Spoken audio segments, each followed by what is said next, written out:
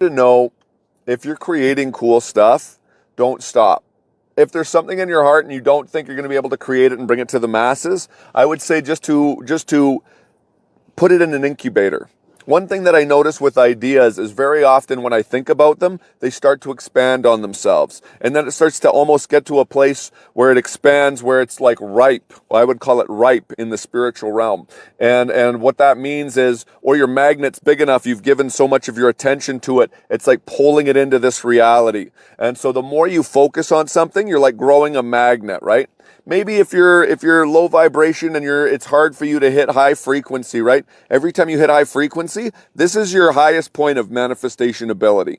And that's why I always say go higher, go higher, go higher. Because even me, I can manifest faster and faster and faster until you get to basically Jesus status where it's like instant, instant, instant.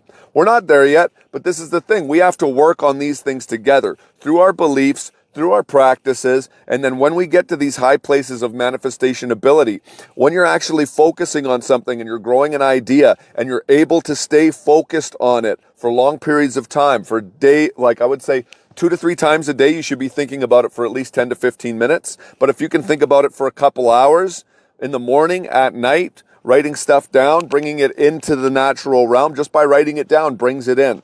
That has power. You don't even realize how much power that has, the power of the pen. And so, because you're bringing it from the unseen to the seen now, it may not be physically made, but the idea is now open in a three-dimensional plane. So once that happens, what you guys need to know is the more you think about it, you're like creating a magnet that keeps growing, and that magnet pulls on the 5D realm. And so it's not just about saying things out loud nonchalantly. No, you need to think about what you actually want to create. You need to have your heart locked in with your highest passion, because then that brings you to a place of love, joy, thankfulness, which is again high frequency. You want that high frequency to take you, because once that takes you, then you start thinking about this project with that high frequency, making you all excited about the beautiful things that you're going to create. That's why I love these inventions, because that's my highest passion. And so when you pull onto that, what you're actually doing is you're opening that up, like you're creating almost like a rift inside of the dimensions of space and time, and you're pulling this into our realm. That's how powerful we are. You think about that for a second, how powerful you are. And sure, there's a time lag here, but in the same breath, that ability is so beautiful. It should not be taken lightly, and it should definitely not just be squandered by you not even focusing and getting hypnotized by the screen.